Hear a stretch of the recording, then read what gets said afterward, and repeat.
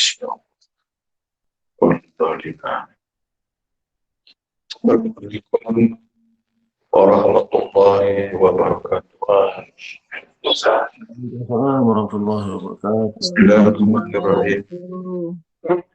Alhamdulillah rabbil alamin. Wa bihi nasta'inu umur dunya wa din.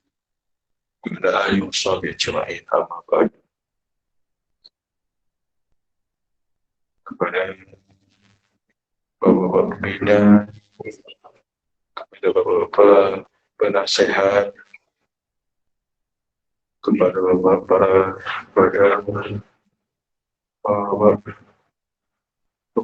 yayasan orang Islam, singkatnya kepada diri dan kepada jemaah terhadap sahabat ini.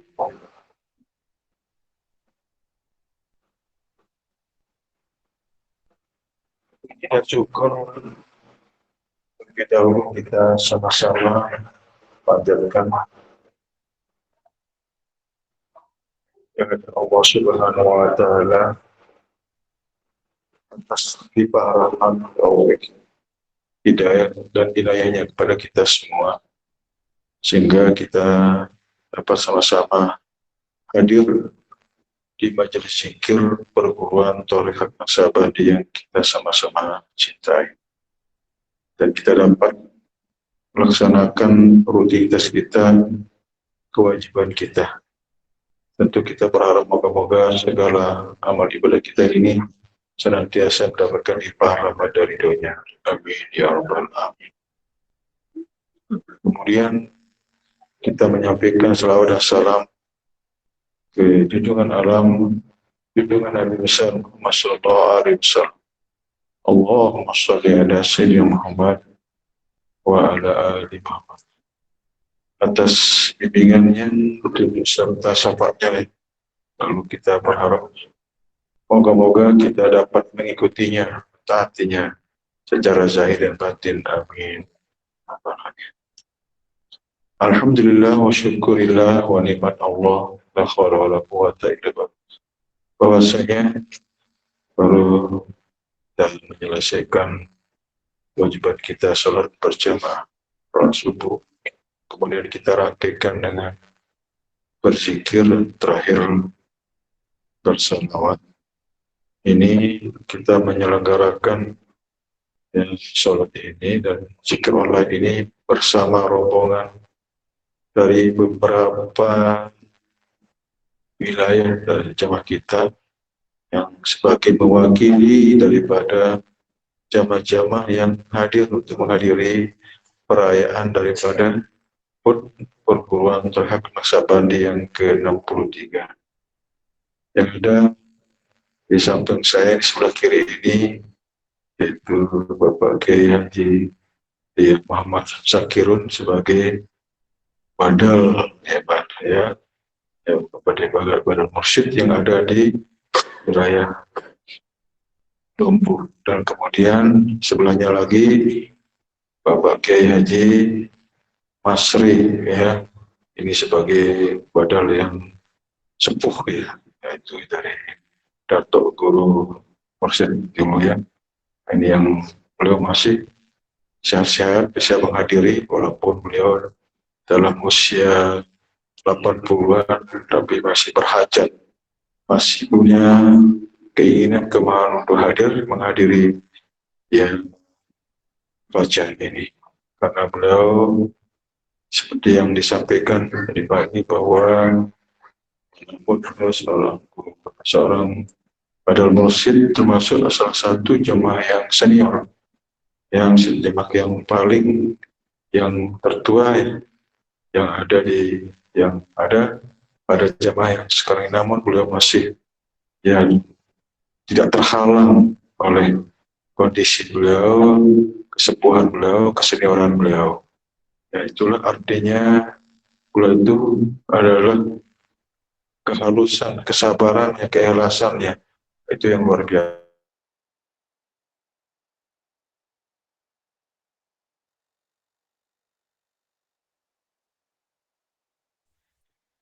Oh, maaf, suara Pak Guru hilang.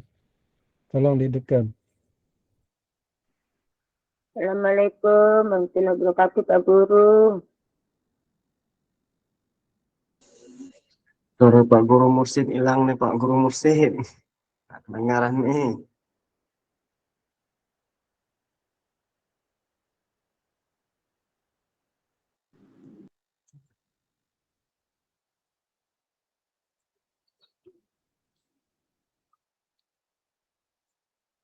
Admin pusat, mohon speaker Bapak Guru diaktifkan.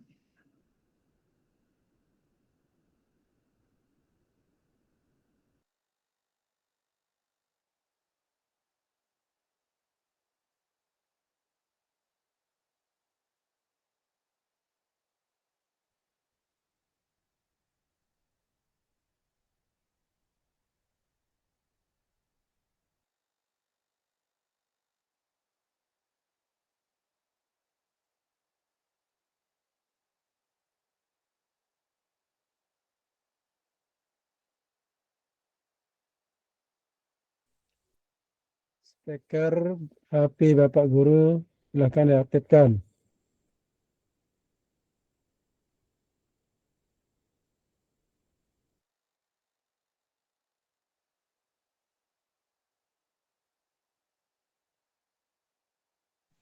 Kalimantan Tengah itu bisa hadir di tengah-tengah perguruan kita ini luar biasa. Ini yang sebab-sebabnya oleh beliau itu sendiri. Kalau luar biasa, itu tidak gampang, ya artinya memberi suatu pemahaman, pendekatan terhadap ilmu ini. Itu dia. Kalau memang ya tidak dengan rahmat Allah, karunia Allah, hidayah Allah, dan juga dengan satu perjuangan dan sebuah keinginan kita untuk menyampaikan, menyerukan jalur ini pun juga tidak mungkin terjadi. Ya, karena antara apa yang kita lakukan dengan apa yang Allah berikan itu ada apa namanya satu keselarasannya di situ. Ya, Allah tidak mau merubah nasib satu kaum kalau kaum sendiri tidak mau merubahnya. Artinya bahwa kita harus punya satu ikhtiar upaya di situ yang maksimal dulu. Namun demikian, tapi tanpa dengan karunia Allah, itu adalah Allah tidak akan bisa tercapai juga. Nah, di situ artinya kita ketika telah berikhtiar, maka adalah kita berpasrah diri kepada Allah. Jangan merasa saya, kalau tidak saya, udah bisa. Nah, itu dia. Nah, inilah yang berbahaya itu ya. Nah, itulah yang terjadi pada zaman-zaman seperti Fir'aun, Qarun dan sebagainya kan. Yang karena sebelum-sebelumnya mereka tunduk kepada Allah, ketika Allah uji dengan kekayaannya, diuji dengan sebuah kekuasaannya, sehingga apa yang terjadi? Terlepas daripada pertolongan Allah, hanya semata-mata dia. Itulah yang berbahaya. Kemudian yang lain-lainnya ini ada dari beberapa jamaah yang hadir dari beberapa wilayah yang tidak dapat semua hadir, yang mewakili saja. Yang kurang lebihnya kalau di Duhukui ada yang 50 orang, kemudian dari Kalimantan Tengah sekitar 6, dan kemudian dari Singkawang ini sekitar 8 ya, kurang lebih ya. Jadi inilah bentuk satu kesatuan dan persatuan daripada jamaah perguruan ini. Ini dalam arti kita untuk syiar ya, untuk kita sama-sama memberikan edukasi, pemahaman, penjelasan terhadap perguruan ini secara terbuka, apalagi ini sudah bisa online. Jadi kita tidak lagi menutup diri, tidak lagi kita takut-takut kan begitu, sangat terbuka. Kita ada tanya jawab, dialog dan sebagainya. Dan kita juga lakukan zikir secara online sangat terbuka dan bisa tidak hanya untuk jamaah pada khususnya, tapi ya saudara-saudara kita yang belum jamaah pun juga yang dapat mengikutinya kan itu. Walaupun memang ya di antara ada perbedaan pandangan pendapat itu suatu hal-hal yang sah-sah saja. Namun kita punya satu hujah, satu dalil, satu alasan kenapa kita seperti apa yang mereka katakan berbeda dengan yang lain. Karena disinilah keunikannya, kekhususan kita dalam wadah Al-Quran ini, yang orang lain tidak miliki, yang tidak dia lakukan. Perkara yang berkaitan tentang kolbu. Tentang kolbu itu tentang yang tersirat, yang rahasia. Ini yang istilahnya mereka lalaikan, dia lupakan. Itulah yang Allah nyatakan dalam Al-Quran, apa yang ada dalam diri kamu, kenapa kamu tidak memperhatikan? Apa kira-kira maksudnya Allah pesan ini? Nah, pesan inilah supaya sampai kita lakukan, kita aplikasikan dalam kehidupan kita sehari-hari, supaya kita tidak hanya menghafal dalil tapi tidak mengaplikasikan dalil yang kita baca. Itu suatu kebahayaan, ya. Kaburat maqtan indallah taqulu mata. Salah satu kesalahan yang besar adalah ketika orang yang bisa hanya mengatakan melalui dalil-dalil itu tetapi tidak tahu dan bagaimana cara mengaplikasikan ya dalil yang kita katakan itu. Inilah sebabnya kita memberikan sebuah edukasi, sebuah pembelajaran, sebuah pandangan, pemahaman yang sangat-sangat sederhana sebenarnya, yang mereka harus perhatikan dan perhatikan sehingga mereka akan mudah untuk mengerti dan mereka dapat praktik dan mereka dapat rasakan, dapat membuktikan sendiri. Itu soal bukan lagi kata-kata, bukan lagi mainnya hanya perbincangan tok, hanya semata-mata ya perdebatan semata tok, bukan sebenarnya sekedar itu. Namun dia dapat mengaplikasikan dalam kehidupannya dia sehari-hari. Itu bisa mereka buktikan. Itulah sebabnya dari beberapa jamaah ini sehingga terus yang mengejarnya.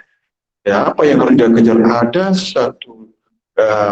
satu level yang mereka itu harus dia miliki, mereka harus dia lakukan, yang akan menjadi satu kedudukan martabah, satu makom yang lebih khusus dan lebih khusus mereka dapatkan di situ. Wilayah-wilayah yang sangat khas sekali, yang memang tidak semua orang dapatkan. Itu dia. Jadi ada satu proses sebagaimana perjalanan Nabi ketika Nabi Isra dan Mi'raj.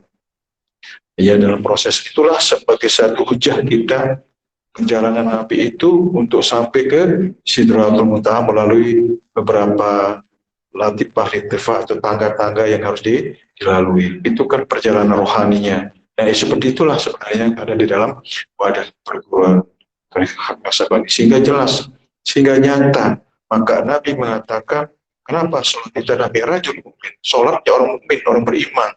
Kalau orang sudah masuk ke wilayah orang beriman, itu masuk ke wilayah keimanan, keyakinan, sesuatu perkara yang gaib, perkara yang tersirat di dalam hati manusia yang memang tidak semua tahu terhadap apa yang Allah letakkan di dalam diri kita masing-masing. Itu sebenarnya. Dan inilah perjalanan rohani yang pertama Nabi temukan, dapatkan dalam proses suluknya beliau, halwatnya beliau, tahanusnya di mana? Di Gua Hira. Nah, inilah yang kita berikan juga edukasi jemaah terhadap bagaimana prosesi Nabi itu dan kita praktikkan di dalam suluk, di dalam kita tafakur, dalam kita itu semuanya ada landasan sangat jelas. Tinggal bagaimana kita mau praktik saja, itu saja sebenarnya. Dan itulah yang kita tawarkan kepada jamaah-jamaah ini. Yaitu artinya bahwa keluasan rohani kita, keluasan roh batin kita ini memperoleh suasana itu yang tidak ada batasnya di situ. Tidak ada batasnya, itu yang satu wilayah yang sangat luas yang tidak terbatas. Nah, inilah yang sebenarnya yang kita harus raih, itu yang kita peroleh, bukan hanya sekedar pembekalan pengetahuan, pemahaman dan sebagainya, tetapi adalah spiritualnya. Itulah dikatakan spiritual question, kecerdasan spiritual. Artinya di mana spiritualnya mereka dia dapatkan, mengalami, dia merasakan. Itu bukan hanya cerita-cerita aja, ya. Itulah yang sesungguhnya yang jamaah-jamaah peroleh ya di dalam bimbingan, di dalam wadah perguruan Hak Nasabani. Tentunya kita terus berjuang dan berjuang itu tidak semudah kita memang membalik telapak tangan, itu membutuhkan suatu kesungguhan sebagaimana Allah janjikan wajahadu fina lanahdiyalahum syukuran. Benar-benar kita bersungguh-sungguh pasti kita dapat mustahil menjada wajada. Itu dia. Jadi bersungguh-sungguh dengan yang sesuai dengan satu hal yang nyata, yang jelas, bukan bersungguh-sungguh sekedar bersungguh-sungguh saja tanpa ada bimbingan, tanpa ada alat, tanpa ada sandaran, tanpa harus ada yang kita tuju. Bukan seperti itu. Kalau hanya sekedar bacaan, amalan itu terlalu lama kelamaan, itu membuat orang sulit untuk sukses, sulit untuk sampai ke tujuannya. Itu sebenarnya. Karena itulah perbedaannya, keunikan daripada yang lain. Dan juga saudara-saudara kita yang lain itu yang menjadi final dalam sebuah proses pencarian atau ilmu atau yang harus mereka amalkan sebenarnya. Makanya kita di dalam keilmuan ini sebenarnya sebagai puncak, sebagai sebuah jawaban daripada apa yang mereka cari. Itu ya. Jadi luar biasa sebenarnya. Nah, ini yang patut kita syukuri. Sampailah kepada logika kita, sampailah kepada keimanan kita, sampailah kepada makom-makom yang itu luar biasa. Itu tidak semua orang-orang memperolehnya, walaupun mereka dalam penjelasan-penjelasannya begitu luas, begitu banyak, begitu menghampiri pembahasannya, tapi begitu dalam aplikasi paling hanya baca selawat, baca istighfar, amalan-amalan doa basi belum. Wilayah itu bukan seperti itu sebenarnya. Itulah yang jamaah-jamaah yang memperolehnya, yang memahami tentang itu sangat menjadi sebuah perhatian yang sangat serius. Itu yang mereka jadi satu keyakinan yang final sebenarnya, dan memang itu kita selalu jaga itu ya. Makanya selalu kita mohonkan, doakan kepada Allah supaya keimanan kita tetap sampai akhir hayat kita, karena itu sebagai pertaruhan kita, penentu sebenarnya ya. Kalau itu nggak ada, kita mau di mana? Itu sekarang kita ini mau kembali ke Allah, di wilayah mana? Apa yang harus kita perbuat ketika kita kembali ke Allah? Ke wilayah Allah itu punya makom. Makanya ada para nabi-nabi, para wali-wali, para orang-orang soleh. Wilayah-wilayah itu harus mereka tahu. Kalau enggak, kita akan di mana? Contoh saja, di dunia misalnya, kita mau keluar negeri misalnya. Kalau kita belum pesan tepat, belum kita ada yang mengantarkan kita mau datang ke situ, paling istilah kita bingungan di situ nanti. Seperti itu sebenarnya. Ya, kalau sudah ada ya yang kita tuju kemana, di mana kita kalau kita sudah dipersiapkan pada situ. Seperti itu misalnya. Ini Pak, ini tempatnya, ini kamar, ini kuncinya, kan begitu. Itu semuanya. Apakah Anda lebih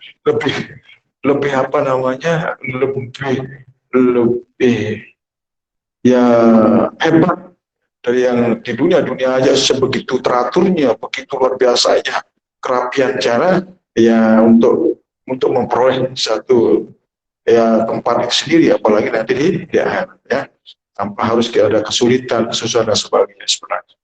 Itulah sebenarnya yang dikatakan ya para nabi-nabi, para wali-wali itu memiliki satu makom yang tersendiri ya, sangat-sangat tinggi ya.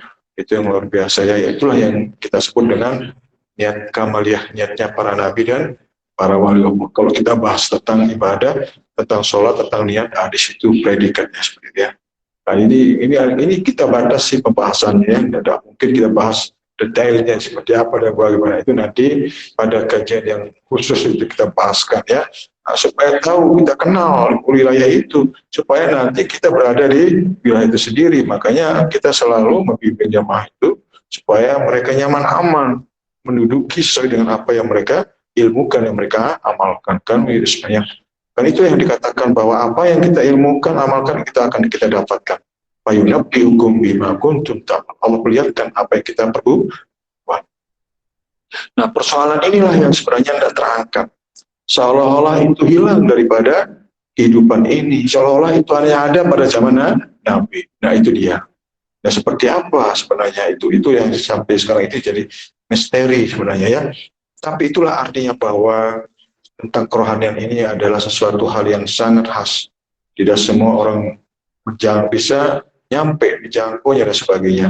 Maka pantas oleh Allah, kita diminta oleh Allah untuk fas'alu ala zikri in kuntum la ta'lamun. Tanyalah ke ahlinya jika kamu tidak tahu. Itu soal.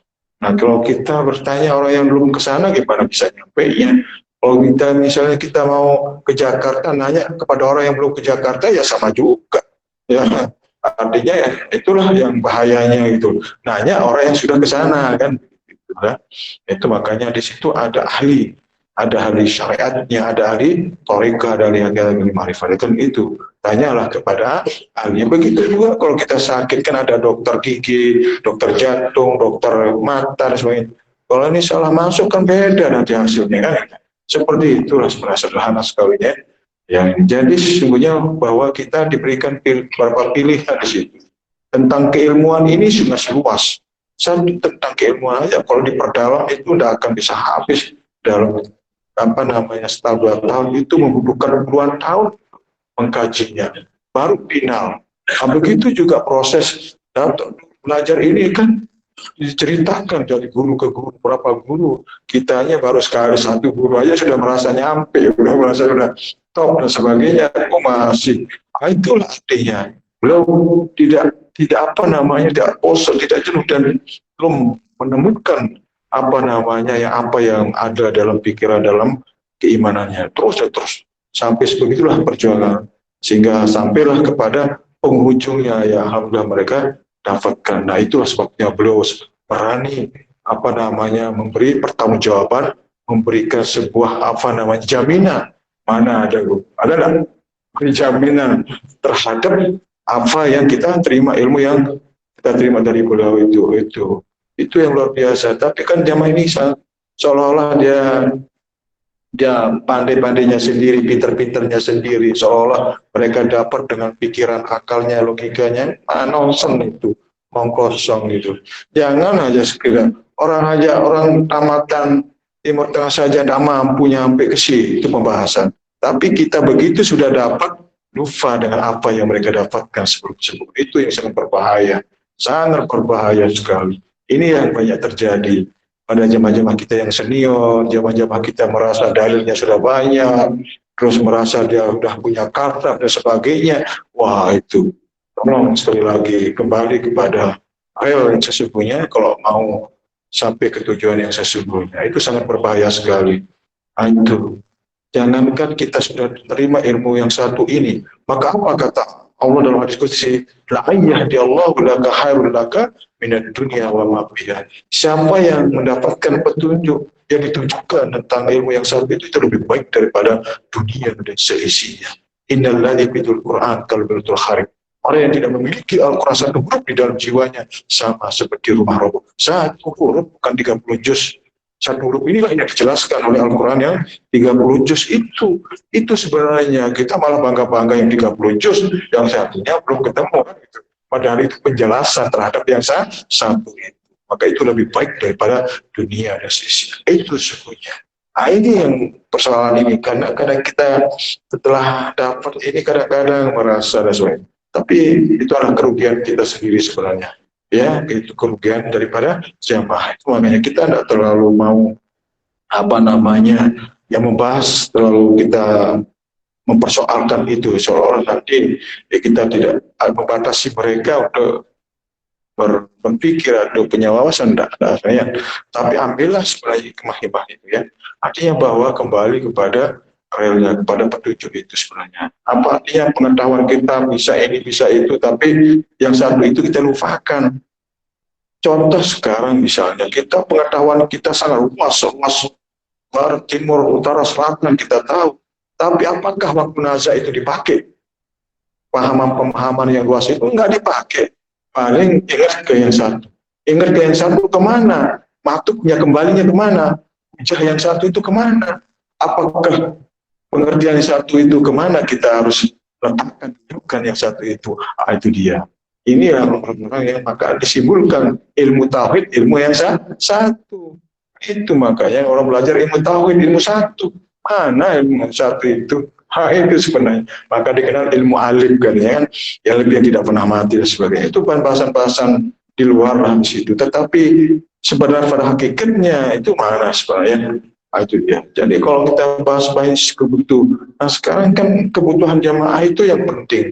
Jamaah ini kan dari proses yang berbeda, pemahaman yang berbeda, penangkapan yang berbeda, analisa dan sebagainya yang berbeda.